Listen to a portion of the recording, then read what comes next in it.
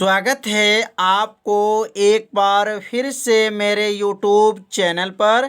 तो आज क्लास 12 के भौतिक विज्ञान अभ्यास 6 में आज हम लोग पढ़ेंगे फैराडे के नियमानुसार प्रेरित धारा और तथा प्रेरित आवेश का सूत्र का निगमन। तो फैराडे के जो नियम बनाए थे कल की वीडियो में बताया गया था कि फैराडे के दो नियम हैं, फैराडे के प्रथम नियम और फैराडे का द्वितीय नियम। यदि उस भाग का वीडियो आप नहीं देखे होंगे तो प्लेलिस्ट में वीडियो है, वहां से जा कर के उस भाग का वीडियो आप देख सकते हैं। तो आज हम लोग सीखेंगे प्रेरित धारा और प्रेरित आवेश का सूत्र क्या होता है, इसका निगमन जो है आज करके बताया जाएगा। तो यहाँ सबसे पहले जो लिखेंगे, पहले ओम का नियम समझेंगे। ओम का नियम क्या होता है, आप सभी विद्यार्थी पढ़े होंगे ओम का नियम। अगर ओम का भी नियम नहीं जानते हैं तो प्लेलिस्ट में वीडियो है, वहाँ से जा कर के ओम का नियम वाले वीडियो को आप देख सकते हैं। तो यहाँ लिखेंगे ओम का नियम।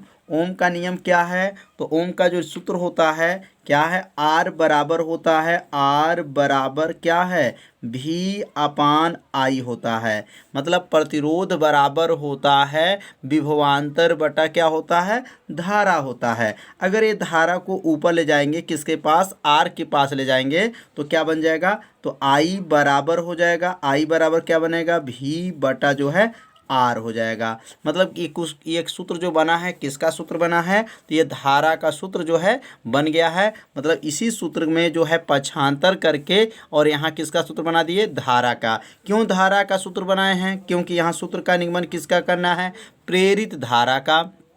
जब प्रेरित धारा पूछा जा रहा है इसलिए यहाँ पे किसका सूत्र बनाएंगे, धारा का। तो धारा बराबर क्या हो गया, विभवांतर बटा क्या हो गया, प्रतिरोध हो गया।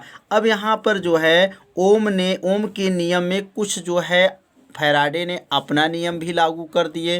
फैराडे का कहना यह था कि जो प्रेरित वैद्युतवाहक बल है वह विभवांतर के स्थान पे रखा जाता है। मतलब भी के स्थान पर ई रखा जाता है। भी का नाम क्या है, विभवांतर है, और विभवांतर का मात्रक क्या होता है, वोल्ट होता है। और ई का नाम क्या है, तो प्रेरित वैद्युतवाहक बल होता है, और इसका भी मात्रक क्या होता है, वोल्ट होता है। मतलब फैराडे ने ओम के नियम में जो सूत्र था उस सूत्र में भी के स्थान पे क्या रख दिए थे, ई रख दिए थे। याद रखिएगा क्या रखे थे, भी के स्थान पर ई रख दिए थे। तो क्या बन जाएगा, यहाँ पर अगला लाइन बनेगा आई बराबर हो जाएगा, और यहाँ लिखेंगे ई बटा क्या होता है, आर हो गया। तो ये किसका सूत्र आ गया, धारा का जो है सूत्र आ गया। तो आई बराबर जो है, आई बराबर क्या आता है, ई बटा क्या होता है, आर। तो एक सूत्र जो है बन गया धारा का। अब इस सूत्र के सहायता से जो है न्यूमेरिकल जब लगाया जाएगा तो इसका प्रयोग किया जाएगा। तो इस सूत्र को पहले आप सभी विद्यार्थी अपने कॉपी में क्या कीजिए, नोट कर लीजिए। तो ये किनके नियम से हुआ है, ओम के नियम से। ओम के सूत्र के नियम में भी के स्थान पे क्या रखना है, ई रख दिए। तो ये किनके नियम बन गया, फैराडे के नियम के अनुसार जो है प्रेरित धारा का यह सूत्र आ गया।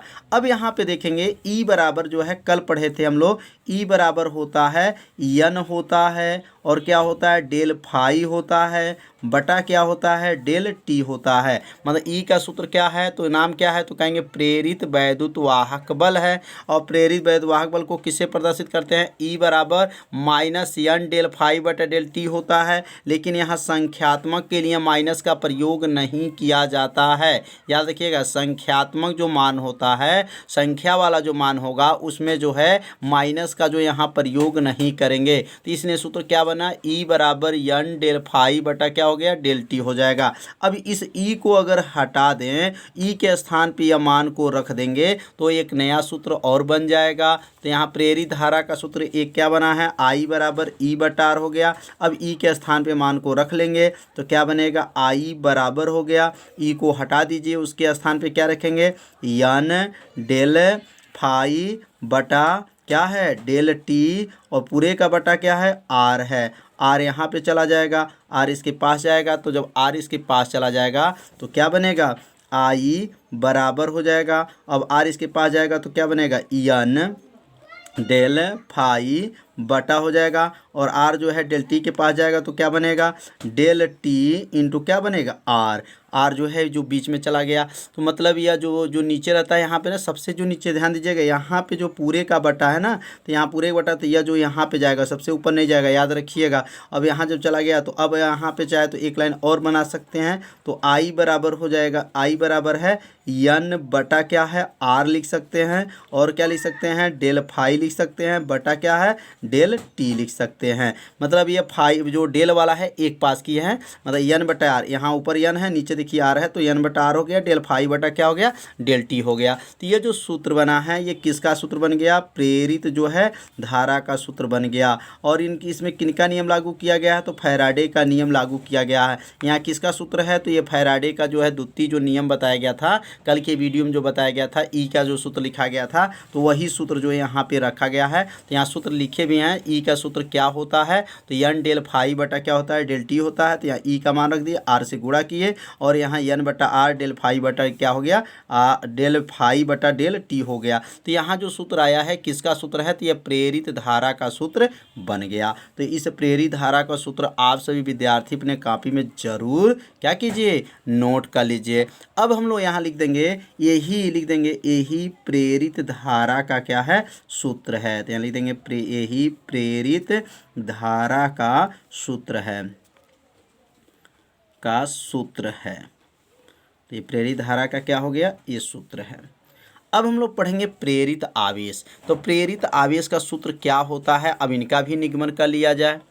अब यहाँ पे आवेश का सूत्र लिखेंगे, आवेश का सूत्र क्या होता है, तो आवेश बराबर जो है आप सभी विद्यार्थी पढ़े होंगे, पहला अभ्यास में पढ़ाया गया था, आवेश बराबर होता है धारा गुणे समय होता है। क्या होता है, धारा गुणे जो है समय होता है। यह किसका सूत्र है, आवेश का। तो अब प्रेरित आवेश जब लिखेंगे तो प्रेरित आवेश के लिए यहाँ पर प्रयोग क्या करेंगे, यहाँ पर लिखेंगे डेल क्यू। प्रेरित आवेश के लिए क्या लिखेंगे, डेल क्यू। और यहाँ जो है धारा के लिए क्या लिखेंगे, प्रेरित धारा जो है आई हो जाएगा, और समय के लिए लिखेंगे डेल टी हो जाएगा। मतलब ये आई का नाम क्या है, तो धारा है, मैंने प्रेरित धारा है, और समय का क्या सूत्र है, प्रतीक होता है डेल टी होता है। तो डेल क्यू आवेश बराबर हो गया धारा गुणे समय। अब यहाँ ऊपर ध्यान से देखिए, यहाँ आई का मान निकला हुआ है, तो यह आई का मान जो निकला है, यही आई का मान अगर यहाँ पे रख दिया जाए तो किसका सूत्र बन जाएगा, प्रेरित आवेश का सूत्र बन जाएगा। तो यहाँ लिखेंगे डेल क्यू बराबर हो जाएगा, और यह आई को हटा देंगे, आई के जगह पे क्या लिखेंगे, यन बटा क्या होगा, आर, और क्या हो जाएगा, डेल फाई बटा क्या हो जाएगा, डेल टी। ये किसका सूत्र है, तो यह सूत्र जो है आई का सूत्र है। किसका सूत्र है, आई का। जो ऊपर जो निकला है इसका नाम क्या है, प्रेरित धारा का जो है सूत्र है। और समय का प्रतीक यहाँ क्या लिखा गया, डेल टी हो गया। मतलब ये आई का टोटल मान हो गया, और ये डेल टी को यहाँ नीचे नोट कर लेंगे। अब यहाँ डेल टी से डेल टी जो है कट जाएगा, क्योंकि ये अंश में है और हर में जब रहेगा तो ये कट जाएगा। तो डेल टी से डेल टी को क्या कर दिए हैं, काट दिए हैं। काटने के बाद से बचेगा क्या, अब यहाँ बचेगा क्या, तो लिखेंगे आपका डेल क्यू बराबर बचेगा, डेल क्यू बराबर यन बटा क्या हो जाएगा, आर बचेगा, और क्या बचेगा, डेल फाई बचेगा। तो सूत्र आ गया, ये सूत्र किसका आ गया, आवेश का जो है सूत्र आ गया। और ये आवेश का नाम क्या है, प्रेरित आवेश का यह सूत्र है। तो अब यहाँ चाहे तो नीचे लिख देंगे कि यही प्रेरित आवेश का सूत्र है। तो लिख लेंगे यही किसका सूत्र है, प्रेरित आवेश का सूत्र है, प्रेरित आवेश का सूत्र है, आवेश का सूत्र है। तो समझ में आ गया होगा कि कैसे ये सूत्र का निगमन किया गया है। तो अपनी कॉपी में से ज़रूर नोट कीजिए और 2 बार पढ़िए, आपको अच्छे से क्या हो जाएगा, समझ में आ जाएगा। तो अब हम लोग पढ़ेंगे स्वप्रेरण क्या होता है, अब इनके बारे में भी समझ लिया जाए। तो अब यहाँ लिख लेंगे स्वप्रेरण, बहुत आईएमपी है यह। स्वप्रेरण किसे कहते हैं, अब इसका सूत्र का निगमन भी किया जाएगा। तो यहाँ पहले IMP लिख लीजिएगा। IMP है स्वप्रेरण किसे कहते हैं, और एक होता है स्वप्रेरण गुणांक किसे कहते हैं। पहले स्वप्रेरण की परिभाषा समझेंगे, उसके बाद से स्वप्रेरण गुणांक की परिभाषा को समझेंगे। तो यहाँ पे जैसे रहेगा, जब कोई कुंडली है और उस कुंडली में जब धारा परिवर्तन किया जाएगा, मतलब जब कुंडली में जब धारा परिवर्तन किया जाता है तो उस कुंडली में याद रखिएगा, जब हम लोग प्रेरित धारा जो है उसके अंदर परिवर्तित करते हैं तो उसमें क्या होता है, चुंबकीय फ्लक्स में क्या हो जाता है, परिवर्तन हो जाता है, जिसके द्वारा उस कुंडली में एक धारा जो है बहने लगता है। तो क्या लिखेंगे, जब किसी कुंडली में धारा परिवर्तित किया जाता है तो उस कुंडली में चुंबकीय फ्लक्स में क्या होता है, परिवर्तन हो जाता है, जिसके द्वारा उस कुंडली में एक प्रेरित धारा बहने लगती है। और इस घटना को ही क्या कहते हैं, स्वप्रेरण कहते हैं। तो इसे यहाँ पर लिख लीजिए, इसकी परिभाषा भी। जब किसी कुंडली में धारा परिवर्तित किया जाता है, मतलब जो कुंडली है उस कुंडली में क्या करेंगे, धारा परिवर्तित किया जाता है, तो इसमें बंद चुंबकीय फ्लक्स में क्या होता है, परिवर्तन हो जाता है, जिसके द्वारा कुंडली में एक प्रेरित वैद्युत वाहक बल उत्पन्न होता है, जिसके फलस्वरूप उस कुंडली में क्या होता है, धारा बहने लगता है। तो इस घटना को क्या कहेंगे, इस घटना को क्या कहेंगे, स्वप्रेरण कहते हैं। इस घटना को क्या कहेंगे, स्वप्रेरण कहते हैं।